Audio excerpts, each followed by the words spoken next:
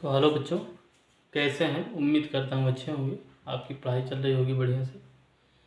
तो प्रश्नों की इस श्रृंखला में हम सॉल्व करेंगे पहले का तीसरा क्वेश्चन। तो चलिए देखते हैं, इसमें मूल ही ज्ञात करना है। तो चलिए ये सबसे पहले यहाँ लिखते हैं हल। ठीक है, तो चलिए अब इसको देखिए। सबसे पहले क्या करते हैं, इसको लिख लेते हैं √2x² प्लस 7x प्लस 5√2 बराबर में 0। ठीक है, तो चलिए इसको कैसे सॉल्व करते हैं। आपको पता होगा कि पहले वाला और तीसरे वाले यानी ए और सी का मल्टीप्लाई किया जाता है। अच्छा, ए में कितना है? √2 है। सी में कितना है? 5√2 है। ठीक है, इतनी बात समझ में आई है। गुणा करते हैं, चलिए गुणा करिए।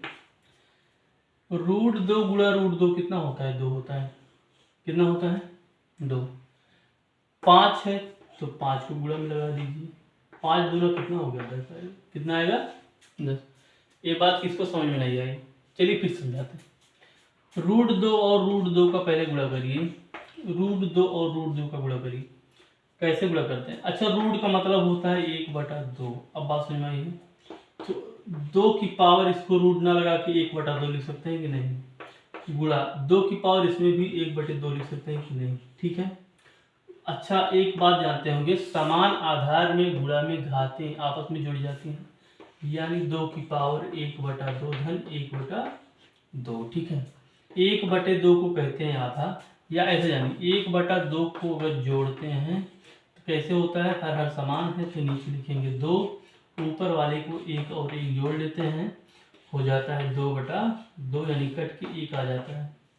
ठीक है, तो इसलिए 2 की पावर क्या आ जाएगी? 1, और 2 की पावर 1 का मतलब केवल 2। ठीक है, तो इसलिए यहाँ पे कितना है? केवल 2, और गुणा में क्या है? 5 है, तो 5 दूना 10 आ गया। ठीक है, ये बेसिक सी बातें थी। यहाँ पे क्या है? +7 है, यानी प्लस करने पर 7 लाना है। क्या लाना है? 7। हमें 2 संख्याएं चाहिए। 2 संख्याएं क्या है? 2 संख्याएं क्या है आपको पता होगा। 2 संख्याएं हैं, अगर 10 का हम गुणनखंड काटें तो 2 पंजे 10 और 1 5 एकम 5। ठीक है, 5 दूना 10 होता है, 5 2 7 होता है। 5 2 कितना हो जाएगा? 7 हो जाएगा। 5 और 2 का गुणा करेंगे तो 10 भी आ जाएगा। ठीक है, 5 और 2 का क्या करेंगे गुणा, तो क्या आएगा? 10 आएगा। ठीक, 2 संख्या में मिल गई। ठीक है, तो 2 अंक हमें मिल गए, 5 और 2। ठीक, चलिए तो क्या करेंगे, यहाँ पे लिखेंगे 2x² प्लस 5 और 2 को जोड़ लेते हैं, बाहर में x है, प्लस 5√2 बराबर 0। ठीक है, ये 2 है। तो यहाँ देखिए √2x² प्लस x को अंदर मल्टीप्लाई करते हैं, 5x प्लस में 2x हो जाएगा, प्लस में 5√2 हो जाएगा बराबर 0। ठीक है, तो यहाँ से देखिए √2x² प्लस, ब्रैकेट को ओपन कर लेते हैं, 5x और 2x प्लस √5 5√2 बराबर 0। ठीक, यहाँ पे कोई माइनस नहीं था तो इसलिए सब प्लस में हो जाएगा। अब यहाँ पे इसको हम ब्रैकेट में कर लेते हैं, 2x² प्लस 5x एक ब्रैकेट में और प्लस 2x प्लस 5√2 एक ब्रैकेट में बराबर 0। ठीक,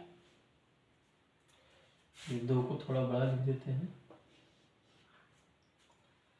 तो यहाँ देखिए, यहाँ x है, यहाँ देखिए यहाँ कितना x है? 2x है। x के बाद 2 है, इसका मतलब 2x है। यहाँ पे 1x है, x को हम कॉमन लेते हैं तो क्या बचेगा? √2x बचेगा, प्लस क्या बचेगा? 5। प्लस में यहाँ पे 2 है, यहाँ पे चलिए अब यहाँ पे थोड़ा जानना होगा। अच्छा, 2 जो 2 है, अभी यहाँ आप देखिए जो 2 है, 2 कैसे बना था, √2 गुणे √2 से, ठीक है। मतलब यहाँ जो 2 है, √2 और √2 भी इसको लिख सकते हैं, ठीक है। और गुणे x है तो x लिख सकते हैं, प्लस 5√2 भी लिख सकते हैं, बराबर 0, ठीक है। तो यहाँ पे x कॉमन है, √2x प्लस 5 प्लस यहाँ पे √2 है, √2 यहाँ पे है तो √2 कॉमन हो जाएगा, तो यहाँ बचेगा √2x प्लस 5 बराबर में क्या है, 0 है। तो √2x प्लस 5, √2x प्लस 5 यहाँ भी है, दोनों सही है, इसका मतलब हमने सही लगाया है। यहाँ पे √2x को एक बार लिख लेते हैं एक ब्रैकेट में, जो बाहर बाहर है इसको एक बार लिख लेते हैं, x प्लस √2 हो जाएगा बराबर 0, ठीक है। तो हमें मोल निकालने हैं, तो मोल चलिए निकालते हैं।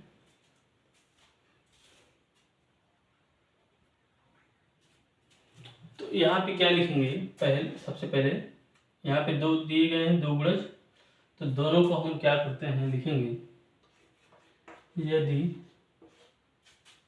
√2x प्लस 5 इक्वल टू 0, यदि √2x प्लस 5 बराबर 0, √2x प्लस 5 बराबर 0,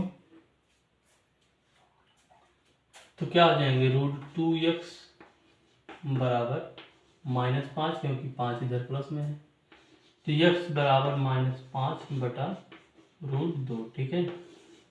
x के एक माने आ गए। अब इसको लेते हैं, यहाँ लिखेंगे, यदि क्या लिखा है, x प्लस √2, यदि x प्लस √2 बराबर 0, तो x बराबर -√2, ठीक है। तो x के एक माने आ गए, तो यहाँ पे हमारा आंसर क्या हो जाएगा, अतः मूल x बराबर -5, चलिए यहाँ लिख देते हैं, -5 बटा √2 का -√2, ठीक है। ये आपका आंसर आ गया। तो बच्चों बस आज के लिए बस इतना ही, हम मिलेंगे नेक्स्ट वीडियो में, धन्यवाद।